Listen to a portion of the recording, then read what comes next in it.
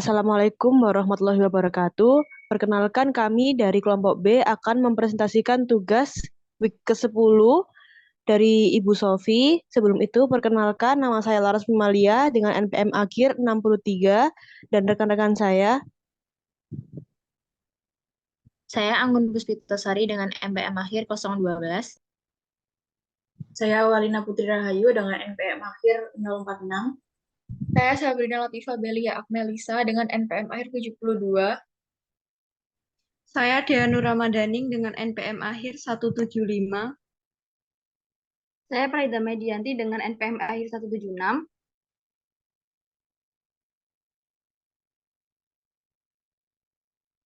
Baik, kita akan masuk ke instruksi yang pertama akan dijelaskan oleh Saudara Anggun. Nah, untuk bagian A, hitunglah akumulasi pengeluaran rata-rata tertimbang pada tahun 2023. Nah, ya, pada tanggal 1 Januari 2023 ada pengeluaran sebesar 210 juta. Nah, dengan periode selama 12 bulan. Jadi, 210 juta dikali 12 dibagi 12. Jadi hasilnya 210 juta. Nah, selanjutnya pada tanggal 1 Maret 2023 dengan jumlah 300 juta dikali dengan 10 bulan dibagi 12 bulan, jadi totalnya 250 juta. Pada 1 Mei 2023 ada pengeluaran sejumlah 54 juta dengan periode 8 bulan dibagi 12 bulan, jadi totalnya 360 juta. Nah, pada tanggal 31 Desember 2023 ada pengeluaran sejumlah 450 juta dengan periode selama 0 bulan. Jadi bisa bisa jumlah dari eh, jumlah total dari pengeluaran itu sebesar 150 105 1 miliar 500 juta dengan rata-rata tertimbang 820 juta. Terima kasih. Untuk selanjutnya akan dijelaskan rekan saya.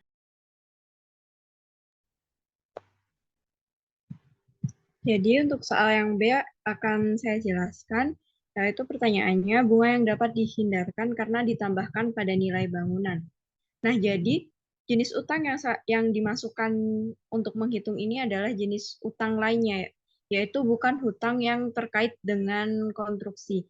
Nah, untuk utangnya itu ada dua. Yang pertama ada wesel bayar 5 tahun dengan bunga 10%. Untuk nominal wesel bayarnya itu, di soal disebutkan 550 juta, sehingga diperoleh bunga per tahunnya 55 juta. Nah, lalu utang yang kedua ada obligasi 10 tahun dengan bunga sebesar 12%. Untuk nominalnya yang tertera pada soal tadi adalah 600 juta, sehingga didapatkan bunga per tahun yaitu 72 juta. Nah, total untuk mencari bunganya ini, kita bisa menghitung dengan total bunga, yaitu total bunga keseluruhannya tadi sejumlah 127 juta, dibagi dengan total nominal uangnya 1 miliar 150 juta, dikalikan dengan 100, sehingga diperoleh hasil 11,04%. Jadi bunga yang dapat dihindarkan adalah sebesar 11,04%. Untuk selanjutnya akan dijelaskan oleh rekan saya.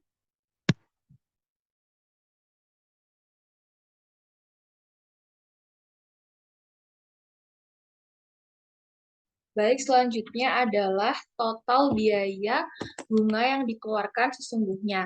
Di sini kita menghitung dari ketiga wesel dan juga obligasi. Yang pertama, wesel konstruksinya diketahui 750 juta dikalikan dengan bunga per tahunnya ya sebesar 15%, diperoleh 112.500.000. Kemudian wesel 5 tahun diperoleh 550 juta dikalikan dengan bunga per tahun 10%, jadi 55 juta. Dan yang ketiga, obligasi selama 10 tahun dengan nominal 600 juta rupiah dikalikan bunga sebesar 20% dan diperoleh 72 juta. Nah, totalnya yaitu 239.500.000 rupiah. untuk total biaya aktualnya. Selanjutnya, instruksi 2 akan dilanjutkan oleh rekan saya.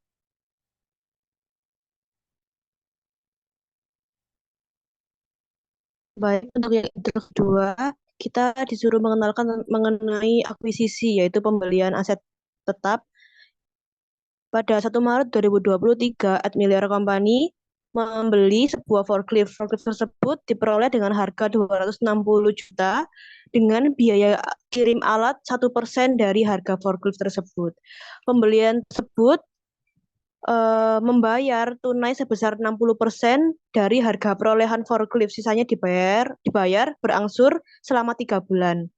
Selain itu, Admiliar Company juga melakukan perluasan pabrik dengan membeli tanah dan bangunan untuk gudang yang dihitung secara terpisah pada tanggal 1 April 2023 dengan harga perolehan tanah sebesar 150 juta dan bangunan 250 juta. Harga tanah dan bangunan tersebut secara keseluruhan dibayar berangsur selama 4 bulan. Buatlah jurnal dari pernyataan di atas. Next.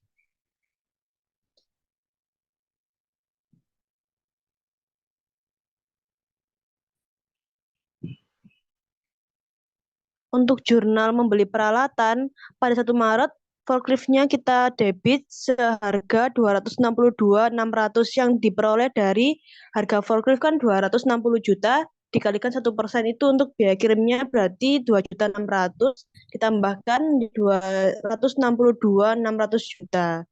Untuk kasnya kita ambil 60% dari 262.600 yaitu 157.560 juta. Untuk hutangnya, sisanya dari forklift dikurangi dengan gas.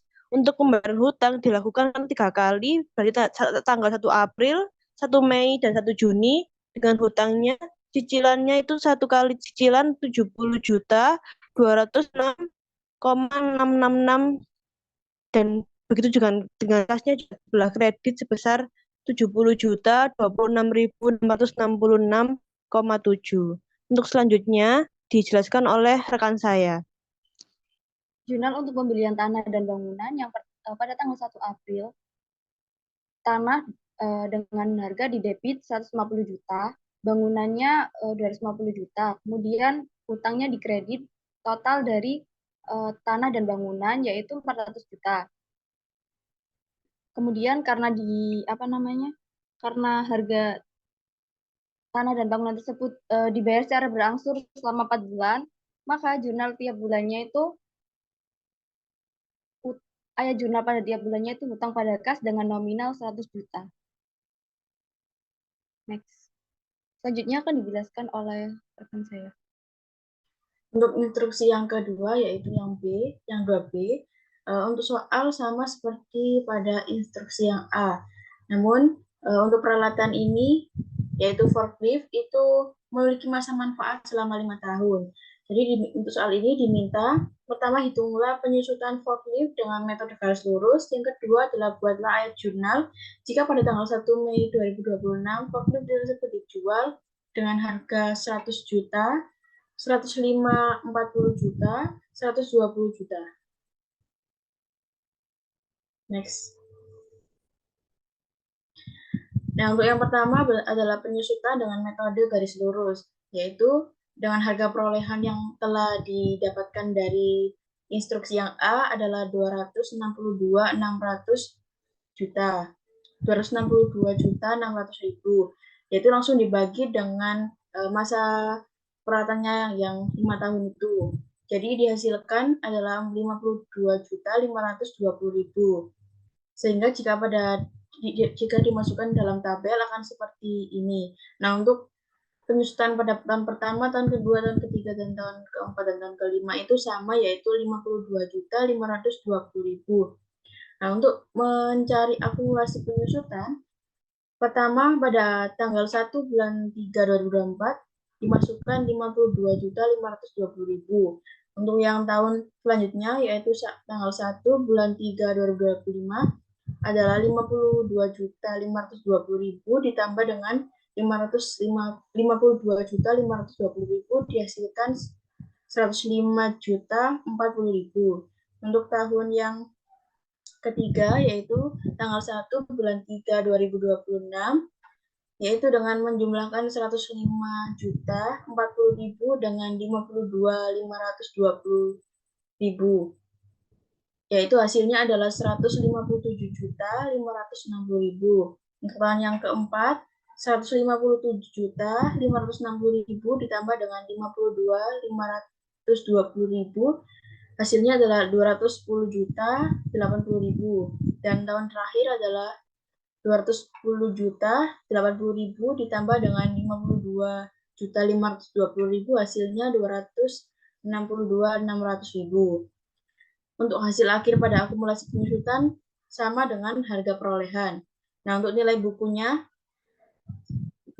226.600 dikurangi dengan, untuk yang tahun pertama dikurangi dengan 52.520.000, hasilnya adalah 280.080.000. Untuk yang tahun kedua, harga perolehan 262.600 dikurangi dengan akumulasi penyusutan tahun kedua, yaitu 105.040.000, hasilnya adalah 157.560.000. Begitupun seterusnya sampai dengan tahun kelima dan yang akhirnya 0. Next. Nah, untuk yang B, pertama, forklift dijual pada tanggal 1 Mei 2026.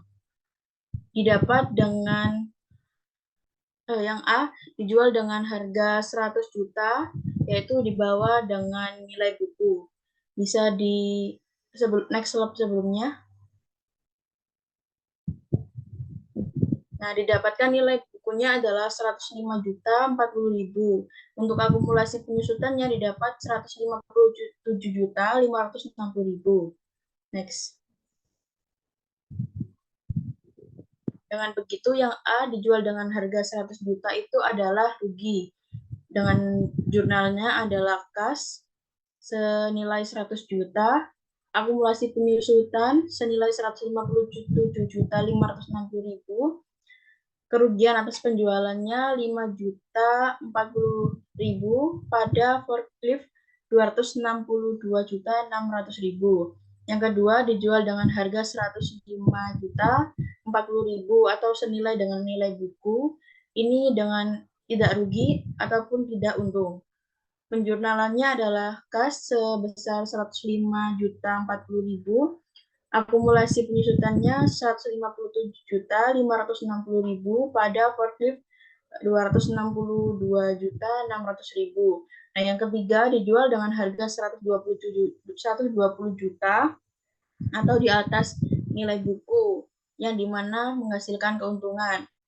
Penjurnalannya adalah kas sebesar 120 juta, akumulasi penyusutannya 157.560.000 pada forklift 262.600.000, dan keuntungan atas penjualan 14.960.000. Sekian dari instruksi 2B. Oke, terima kasih. Sekian pemaparan tugas ke-10 dari kami. Atas kurang lebihnya kami mohon maaf. Wassalamualaikum warahmatullahi wabarakatuh.